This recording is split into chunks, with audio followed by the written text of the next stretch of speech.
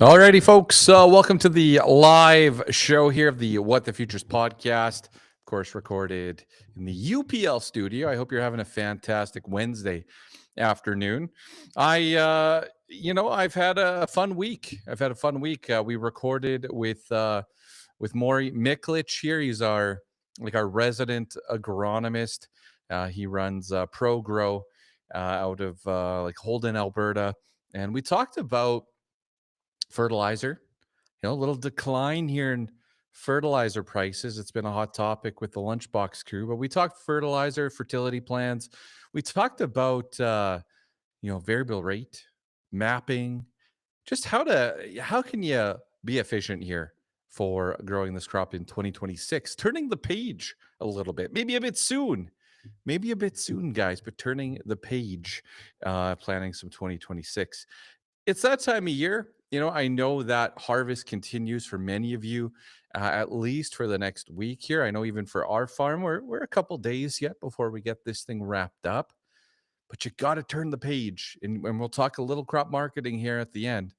But this week's episode 95, we'll have Maury in there with fertilizer talk, efficiency.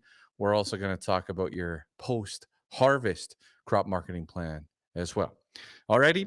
I want to just shed a little light here on the Crop Marketing Made Cool conference happening in Moose Jaw, Saskatchewan this December. That's December 9th to 11th.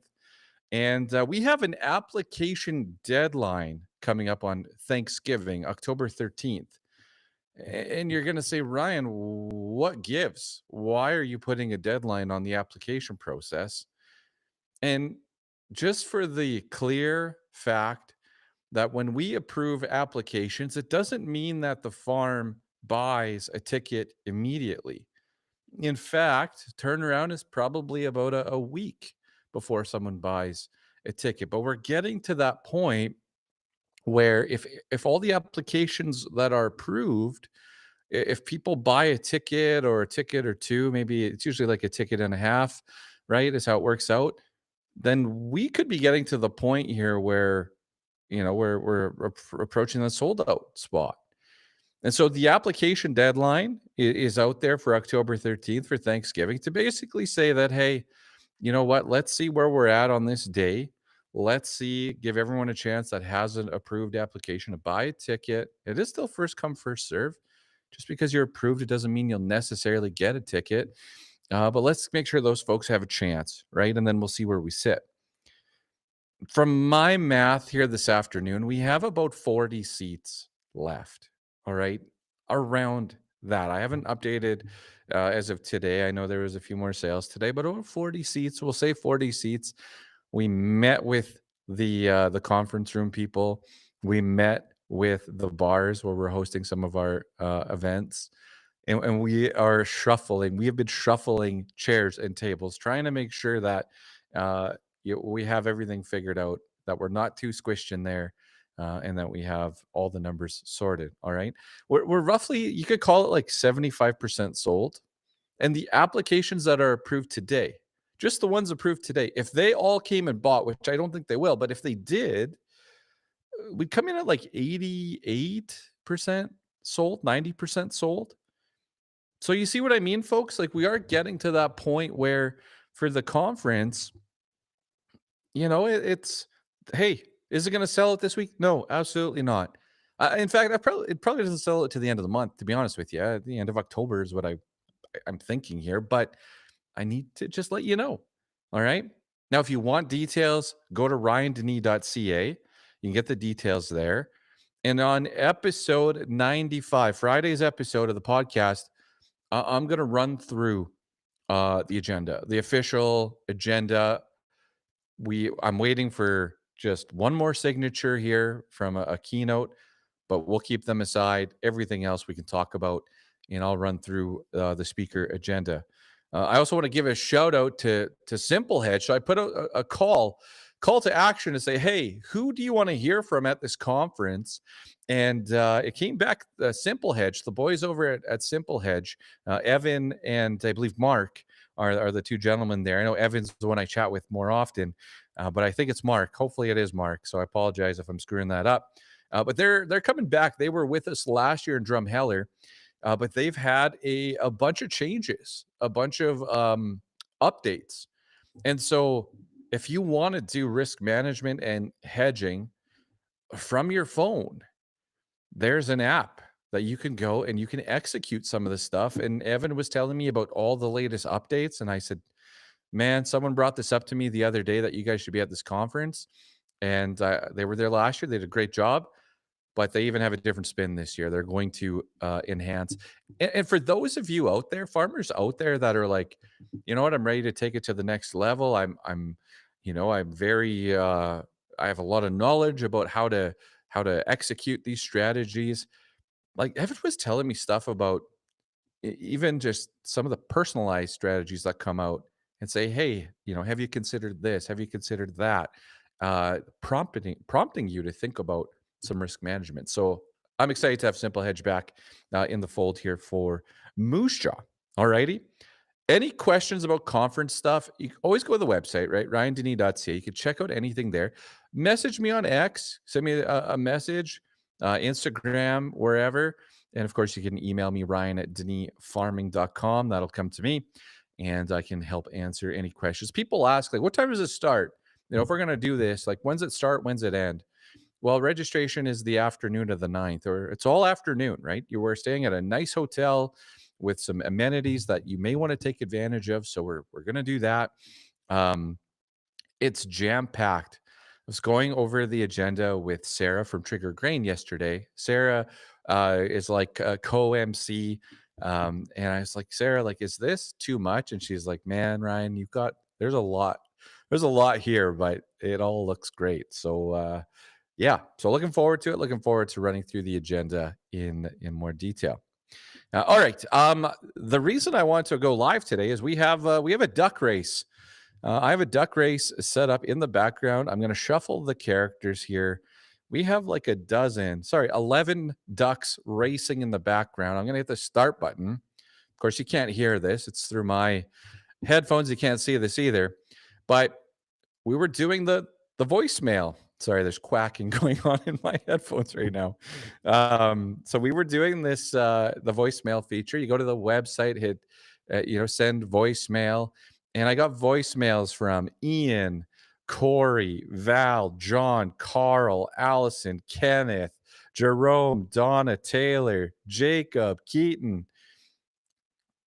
And we were playing today. The duck race was for these 2 Yeti cups, this multi-tool, and a little bit of liquid courage. And that's going to go to Carl J. I believe it's Carl Jansen from he's like Northern Alberta. So congratulations, Carl. And thank you to everyone for participating. I got to turn this thing off. Alrighty. Thanks to everyone that participated in the voicemail for the month of September. The fun's not over, folks. We're going to continue to do the voicemail for the month of October. And just one quick thing. I've been responding to the voicemails. All right. I get a voicemail. I click a button. It says send response. I hit that response. And I've been typing in my name and my email. I thought that's what it was asking for. And I've been sending the replies to myself accidentally. So if you haven't heard from me yet, apparently my technology skills are a little not very sharp right now, and I'm going to give it another try here. But I thought I was responding to everybody, and then I was looking at my email. I'm like, it's kind of weird. It's like it's coming back to me. So I messaged John. I said, John, did you get a voicemail from me? And he's like, no, I haven't seen anything, Ryan. So we'll figure that out. We'll get that working. Now the voicemail for the month of October is going to be sponsored by the Lunchbox Crew. Now, the Lunchbox Crew is my spin on crop marketing. I was chatting with Devin this morning. He's in the Lunchbox Crew, and he said, Ryan, what I appreciate the most about it is the community. The Lunchbox Crew is reviewing different canola varieties, talking about performance. And anyways, he said the community, that's one of the big reasons that I'm in the Lunchbox Crew. So, of course, you can get those details on the website. And there is a spot if you want to join the wait list. But I will say we have up to 5 spots here available post-harvest. So if you want My Spin on Crop Marketing. Again, head to the website. You can fill out a form there, or you can email me, Ryan at DenisFarming.com, and I can give you more details on the Lunchbox crew. So it looks like I'm going to say 5 spots available here post harvest. Now, for a prize, I don't have it yet. I did not get to drive. I have to go to Killam, Alberta to pick this thing up. All right. It's an LED light. It's you can see the UPL one behind me. It's an LED light. It's a very cool light. I can't. I'm just gonna have to show you when I have it next week. But it's a John Deere LED light. Okay, I mean, that's what I'll say. And so go send in your voicemails. And for this month, I know sometimes we get a little personal. The voicemail was quiet, but let's dive into your crop marketing plan. All right, let's dive into your post harvest crop marketing plan. And all I want you to do, you just say, send me the voicemail. All right, and say, hey Ryan, it's Farmer A, and 100% yes, I have sat down and created my crop marketing plan post harvest. It is so important that you take time to update your plan after the crop's in the bin. Even that time, like I know it's a little bit dry in parts of Alberta, so maybe you're not out there putting in juice and NH3, but um, there's that soft spot. It's that time where you should actually unwind a little bit too, and get through the harvest hangover. Um, but that time where you should just kind of relax a little bit, but also spend a half day in the office just going over your post harvest crop marketing plan, because I know what you want to do. You want to go there, you want to lock up the bins, you want to stick it to the line companies and say, "Ha, there you go." And prices are going to climb. And sure, they will a little bit. You're seeing yellow pea values are on the rebound, right? You're seeing green peas, maple peas, lentils, all that stuff's on the rebound. That is farmers locking up the bins, demand still there, and prices climbing 100%, right? It can be there.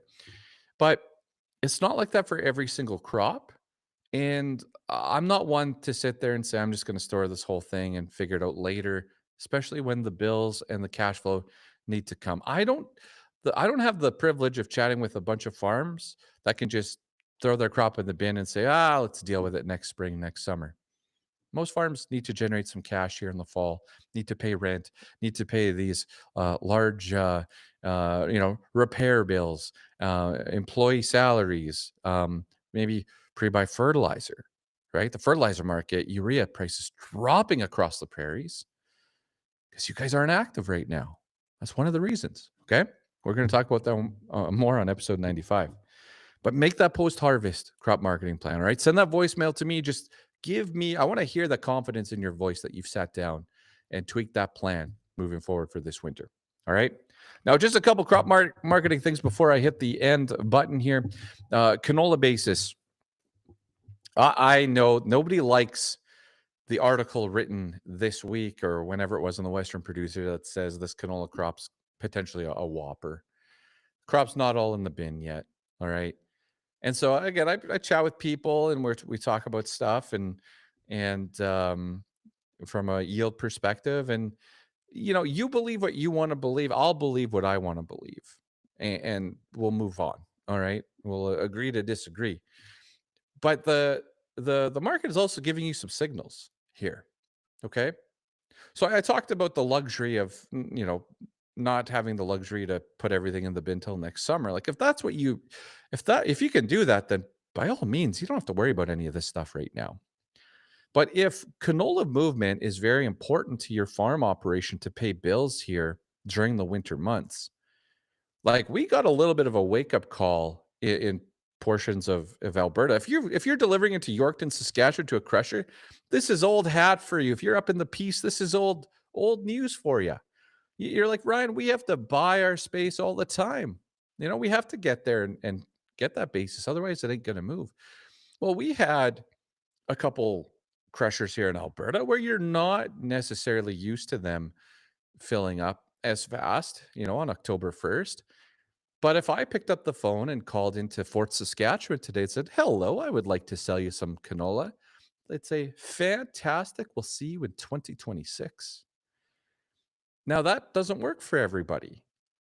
The end of the year is a big time to pay bills. The many want to, buy inputs and stuff later on in the year. But that's the phone call, right? That's the phone call. That's the answer you get. I was talking to another crush plant this morning. Let's go to Camrose. Not as dire, but you pick up the phone. Can you get some November done? Sure. But I still laugh. We had a buyer a month ago tell us we were nuts for locking in a minus 15. And I believe it was a minus 34 today. I believe it was a minus 34. So Cole, we got a one small win on that one. All right, one small win over that buyer. Anyways, the market is telling you something here, folks. And so okay, well, January, that ain't gonna work for me. So I started looking around. I went to the. I still say Bungie Viterra. I have to get over that, guys. But started looking around. It ain't better anywhere else, right? And you say, well, Ryan, that's because everyone's overdoing it here. This crop isn't that big, and basis is going to improve. It will improve. 100% it will improve. But for now, the deck is stacked against us here just a little bit. Our supply is going to our crushers, which are doing fine. Margins are fine. They're going to hum along as fast as they can. But you need that little export. And I said it, I don't know, I've been saying it the last couple of weeks. I don't think the low of the canola market is here quite yet from a futures perspective. We traded a 5-handle year last night, recovered thanks to Trump and some comments around China and U.S. soybean demand. So soybeans rallied, bean oil rallied, canola followed suit. Did we score the low here at 96 off the NOV? Well, it'd be nice if we did, but I don't think so. And I'll just say avoid the noise. Like, you could be mad, be mad at the situation, be mad at the lack of initiative from our government, be mad at the tariffs, like 100% be mad. But don't forget to take care of yourself, to take care of your crop marketing and your farm and your business. So you can be mad, but if moving canola before Christmas is important to you, then it's important to sit down and figure out your plan. If moving canola by February is important to you, figure out your plan. If you want to be bullish basis, hey, let's be bullish next spring, next summer. I'm with you. We can be bullish then. But over the next couple months here, I'm okay. For me, if I screw it up and I locked in a minus 35 or a minus 40 and it goes to a minus 30 or minus 20, like, I can live with that because I got the futures I need to handle, right? I can live with that. So anyways, if I get it wrong, that's where it's going. But in the meantime, it's backing up. Supply is backing up a little bit. And be mad. Be as mad as you want, but don't forget about your farm business, all right? And do what's right for you, okay? Feed barley bids. I was saying, hey, we were holding steady for the first, first 3 weeks of September. A little dip now in feed barley values, down about $5 a ton this week in Lethbridge. So just something to take note of there. Yellow pea prices here, some positivity now. Yellow peas up $8 again for yellow peas in Alberta. I would think the low in the marketplace, I saw 725 as a low. I think it's probably 750. And you can go and do a little fishing here. You can go and set a target and see what happens because again, you're kind of controlling this at this time, and there's some demand there. So just, a little positivity. Green peas, maple peas, a little positivity in all of those. And then milling oats. I read like the saddest milling oat price story earlier today. They had the violin out, but yet over in my neck of the woods, oat prices are climbing. So I'm not exactly sure where the disconnect is yet, but I'm going to dig into that and try to find some clarity around it. But if you are east, if you're out in Saskatchewan and you're east, maybe take a peek west and see, because you can go, you can move a lot of oats. You can freight them over. There's a seems to be a wide gap out there in price, and you may want to investigate what's going on. All right. That's all I have from a markets perspective. All right, folks. So, hey, a 20-minute live show. What the heck am I doing still talking? Thanks for tuning in. If you hung out on X, thank you. I appreciate it. If you are on YouTube, thumbs up. I appreciate that as well. And I look forward to chatting with you guys on episode 95, which will come out bright and early Friday morning. All right, folks. For the What the Futures podcast, my name is Ryan, and I'm out of here.